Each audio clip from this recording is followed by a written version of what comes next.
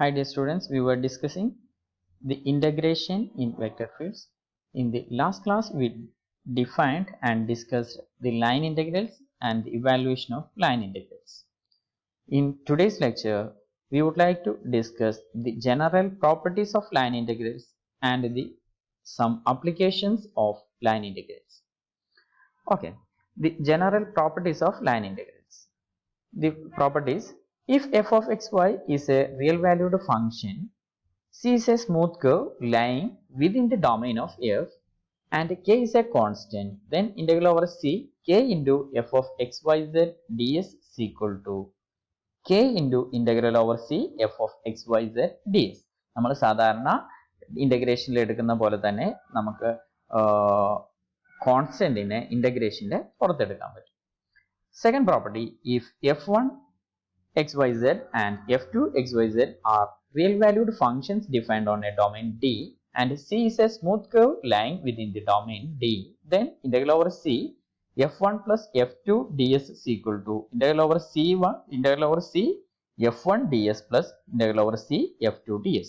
അപ്പോൾ നമ്മൾ f1 f2 എന്ന് പറയുന്ന രണ്ട് ഫംഗ്ഷൻസ് ഇന്റഗ്രബിൾ ആണ് എങ്കിൽ integral over c f1 plus f2 ds is equal to integral over c f1 ds plus integral over c f2 ds എന്നുള്ള ഫോമിൽ നമുക്ക് ഇതിനെ ഇവാലുവേറ്റ് ചെയ്യാൻ പറ്റും. സം റൂൾ നമ്മൾ സാധാരണ ഇന്റഗ്രൽസിൽ യൂസ് ചെയ്യുന്ന സെയിം റിസൾട്ട് ആണ്.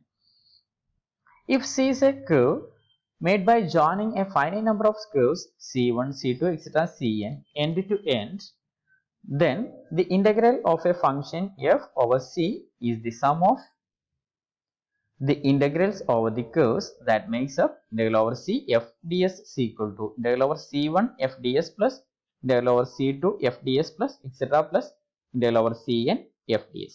ഇതും നമ്മൾ സാധാരണ ഫൈനൈറ്റ് ഇന്റഗ്രൽസിൽ യൂസ് ചെയ്യുന്ന റിസൾട്ട് തന്നെയാണ്. നമ്മൾ ഇന്റഗ്രൽ എ ടു ബി എന്നുള്ളതിനെ നമ്മൾ സബ് ഇന്റർവെൽസ് ആയിട്ട് ഡിവൈഡ് ചെയ്യുന്നുണ്ടെങ്കിൽ നമുക്കതിനെ സബ് ഇന്റഗ്രൽസിന്റെ സം ആയിട്ട് റെപ്രസെന്റ് ചെയ്യാൻ പറ്റും. ഇവിടെ സി എന്ന് പറയുന്ന കേർവിനെ നമ്മൾ c1 c2 cn എന്നുള്ള n കേർവ്സിന്റെ ഡിസ്ജോയിന്റ് യൂണിയൻസ് ആയിട്ട് നമ്മൾ റെപ്രസെന്റ് ചെയ്യാൻ പറ്റുന്നുണ്ട് എങ്കിൽ integral over c f ds is equal to integral over c1 f ds plus integral over c2 f ds plus etc plus integral over cn f ds എന്നുള്ള ഫോമിൽ നമുക്ക് represent ചെയ്യാൻ പറ്റും. Now we can go to the problems. Problem: integrate f of xyz is equal to x plus root of y minus z square over the path from 0 0 0 to 1 1 1 given by c1 rt is equal to ti plus t square j 0 less than or equal to t less than or equal to 1 and c2 rt is equal to I plus j plus tk 0 less than or equal to t less than or equal to 1. So here we have to integrate f of xyz over the path c, which is from 0 0 0 to 1 1 1, which is given by c1 union c2. So here the path of integration c is c1 union c2. Therefore integral over c f ds is equal to integral over c1 f ds plus integral over c2 f ds എന്നുള്ള ഫോമിൽ നമുക്ക് ഇതിനെ എഴുതാൻ പറ്റും. അപ്പോൾ ആദ്യം integral over c1 f ds കാണാം, പിന്നെ integral over c2 f ds കാണാം. രണ്ടിന്റെയും കൂടെ സം എടുത്തു കഴിഞ്ഞാൽ integral over c f ds എന്നുള്ളത് കിട്ടും. അപ്പോൾ c1ൽ rt എന്നുള്ളത് ti plus t square j 0 less than or equal to t less than or equal to 1 എന്നുള്ളതാണ്. അതിൽ നിന്ന് നമുക്ക് vt കാണാം, മോഡുലസ് ഓഫ് vt കാണാം. ഇന്റഗ്രൽ ഓവർ c ഇന്റഗ്രേറ്റ് ചെയ്ത് കഴിഞ്ഞാൽ അതിന്റെ വാല്യൂസ് ഇവിടെ കിട്ടും. അത് നമുക്ക് ടെക്സ്റ്റിൽ എക്സ്പ്ലെയിൻഡ് ആണ്. ഇതേപോലെ തന്നെ c2 നമുക്ക് തന്നിട്ടുണ്ട്, rt is equal to i plus j plus tk എന്നുള്ള ഫോമിൽ. അതിൽ നിന്ന് vt കാണാം, മോഡുലസ് ഓഫ് vt കാണാം. അത് വീണ്ടും ഇന്റഗ്രേറ്റ് ചെയ്യാം. ഇന്റഗ്രേറ്റ് ചെയ്ത് അതിന്റെ ആൻസർ കിട്ടി കഴിഞ്ഞാൽ integral over c f ds എന്നുള്ളത് integral over c1 f ds plus integral over c2 f ds എന്നുള്ളതാണ്. രണ്ടും കൂടെ സം ചെയ്ത് കഴിഞ്ഞാൽ നമുക്ക് ആൻസർ കിട്ടും. ഇനി നമ്മൾ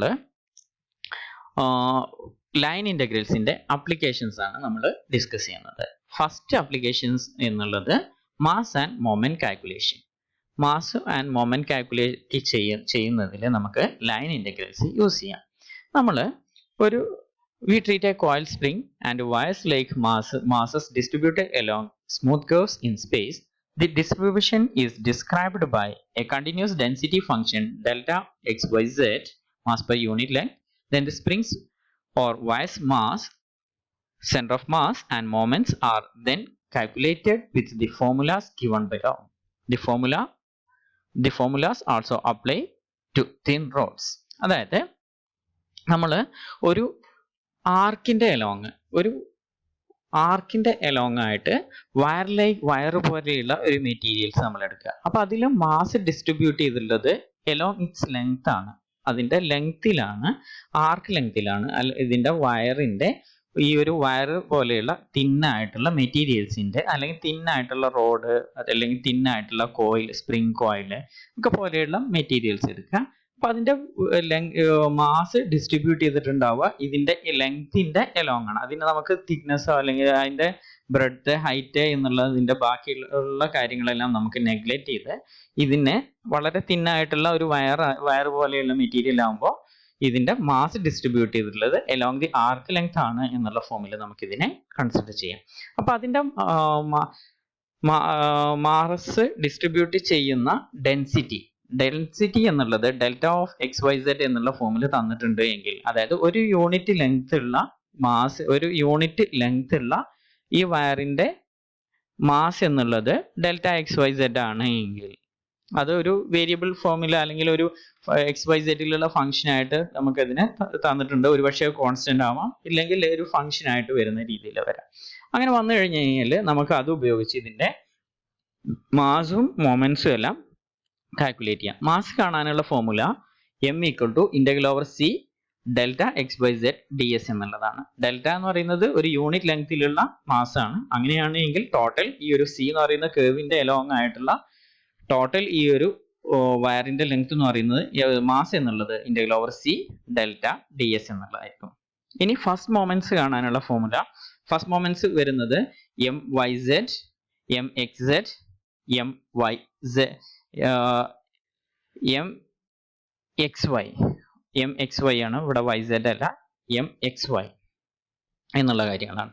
എം വൈ സെഡ് എന്ന് പറയുന്നത് ഇന്റഗ്രൽ ഓവർ സി, ഇവിടെ ഏതാണോ എമ്മില് എം എക്സ് വൈ സെഡിൽ എക്സ് ആണ് വിട്ടുപോയിട്ടുള്ളത്, വൈ സെഡ് എന്ന് എടുക്കുമ്പോൾ integral over C X D S എന്നുള്ള ഫോമിൽ വരും. ഇവിടെ എം എക്സ് സെഡിൽ വൈ ആണ് വിട്ടുപോയിട്ടുള്ളത്, അപ്പോൾ integral over C Y delta D S എന്നുള്ള ഫോമിൽ വരും.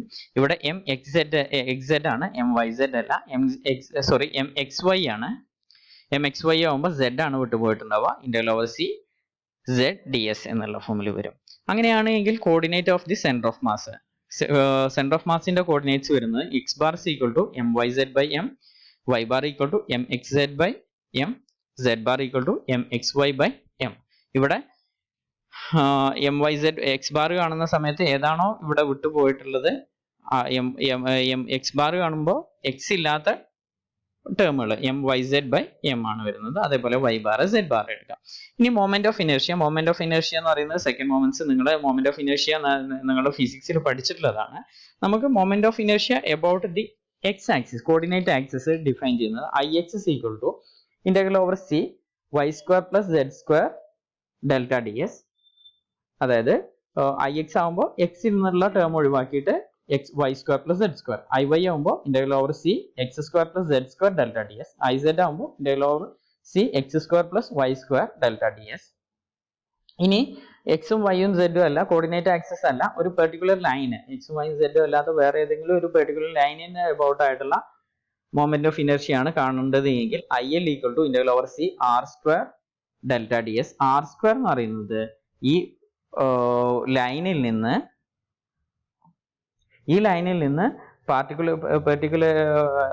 ഈ പാർട്ടിക്കിൾ എവിടെ അല്ലെങ്കിൽ വയർ എവിടെയാണോ ഇരിക്കുന്നത് അതിലേക്കുള്ള ഏറ്റവും ഷോർട്ടസ്റ്റ് ഡിസ്റ്റൻസ് ആണ് വരുന്നത്. R X Y Z is the distance from the point X Y Z to the line L. L എന്ന് പറയുന്ന പോയിന്റിൽ നിന്ന് എക്സ് വൈ സെഡ് എന്ന് പറയുന്ന പോയിന്റിലേക്കുള്ള ഡിസ്റ്റൻസ് ആണ് ആർ എന്നുള്ളതുകൊണ്ട് ഇവിടെ ഡിഫൈൻ ചെയ്യുന്നത്. ഇനി റേഡിയസ് ഓഫ് ഗൈറേഷൻ ഇതിന്റെ കൂടെ വരുന്ന ഒരു ടേം ആണ്, നമ്മൾ മൊമെന്റ്സ് ഓഫ് ഇനർഷ്യ കാണുമ്പോൾ അതിൽ വരുന്ന ഒരു ടേം ആണ് radius of gyration.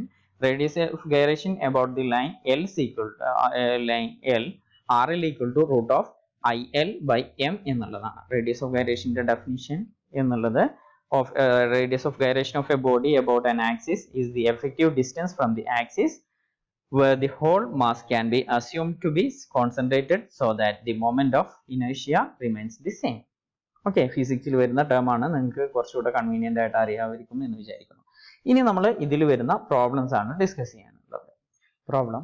A coil spring lies along the helix. Rt is equal to 4 cos ti plus sin 40j plus tk 0 less than or equal to t less than or equal to 2 pi.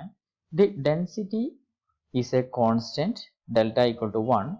Find the spring's mass, center of mass and its moment of inertia and the radius of gyration about the z-axis.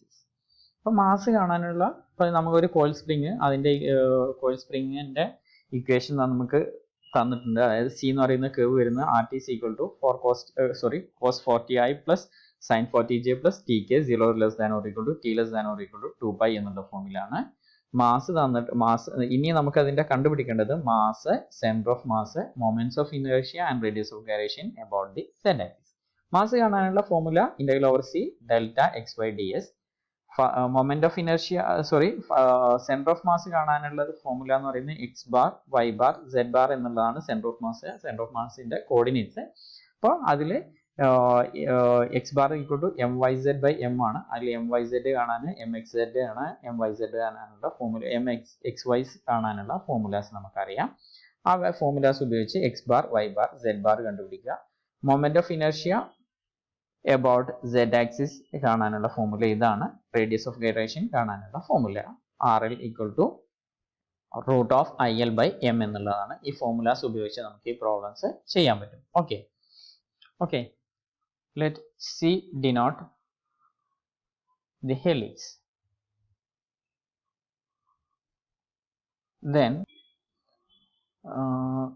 Then RT is equal to 4 cos 40i plus